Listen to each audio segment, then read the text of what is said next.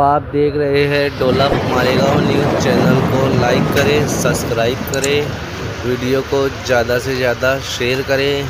तो आप देख रहे हैं डोला मालेगांव न्यूज़, सबसे पहले सबसे तेज देखते।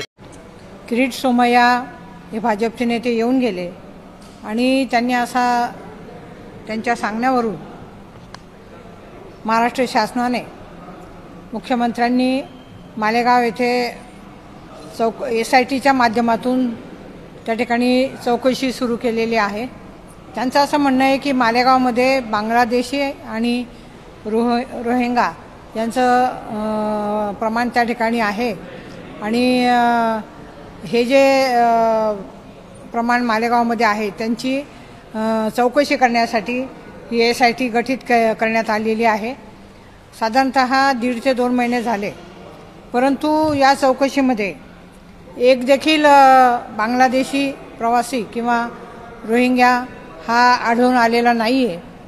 आणि मला या ठिकाणी खेदाने सांगावंसं वाटतं की अल्पसंख्याक समाज त्या ठिकाणी मुस्लिम बांधव साधारणतः 90% मतदार ते आहेत आणि त्यांच्यावरती हा जाणून बुजून अन्याय होतो आहे। मध्यंतरी आम्ही त्या ठिकाणी मीटिंग देखील घेतली, सर्व SITचे अधिकारी देखील होते आणि त्या मीटिंगमध्ये देखील त्यांना आम्ही सांगितलं की जे प्रामाणिक आणि देशप्रेमी मुस्लिम बांधव आहेत तर त्यांच्यावरती कुठलाही अन्याय होऊ नये आणि त्या माध्यमातून त्यांनी देखील कबूल केलं होतं। ते त्यांची चौकशी त्या ठिकाणी प्रामाणिकपणे करत आहेत।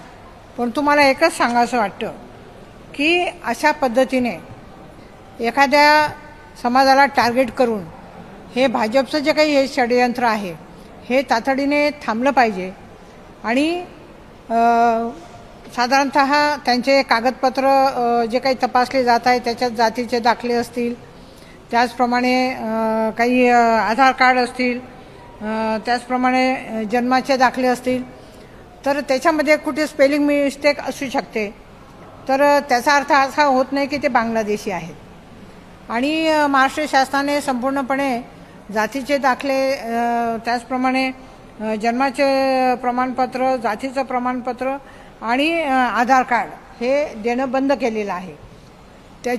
ते देखील तातडीने चालू करणं हे गरजेचं आहे, कारण आता शाळा सुरू होतील जूनमध्ये आणि ज्या काही शासनाच्या योजना आहेत त्यांच्यासाठी देखील आधार कार्डची गरज असते, तर त्या योजनांपासून हे जे बांधव आहेत हे वंचित राहू नये असं मला या ठिकाणी सांगावंसं वाटतं। आणि मी सन्माननीय गृहमंत्री यांना विनंती करेन की ही जी काही तपासणी सुरू आहे ही ताबडतोब बंद झाली पाहिजे आणि अल्पसंख्यांवरती जो काही अन्याय अत्याचार त्या ठिकाणी होतो आहे तर तो देखील थांबवला पाहिजे। धन्यवाद। नागपुरामध्ये दंगल सदृश परिस्थिती काल निर्माण झाली आहे, त्यावरून सर्वत्र महाराष्ट्रामध्ये वातावरण खराब झालेलं आहे। काय खऱ्या अर्थाने राज्याचे जे गृहमंत्री आहेत त्यांनी तातडीने या सर्व गोष्टींची दखल ही घेतली पाहिजे आणि ते याच्यामध्ये अपयशी ठरलेले आहेत। ठिकठिकाणी दंगली उसळत आहेत, त्याचप्रमाणे महिलांवरती देखील अन्याय अत्याचार होत आहेत, परंतु कुठेही त्यांचं लक्ष नाही आहे। आणि अशा पद्धतीने जे काही वातावरण आहे हे कायदा सुव्यवस्था बिघडवण्याचं काम हे सुरू आहे। तर मला निश्चितपणे सांगावंसं वाटतं की गृहमंत्र्यांनी त्या ठिकाणी तातडीने गेलं पाहिजे आणि ही जी परिस्थिती निर्माण झालेली आहे ती परिस्थिती शांत करण्याचा प्रयत्न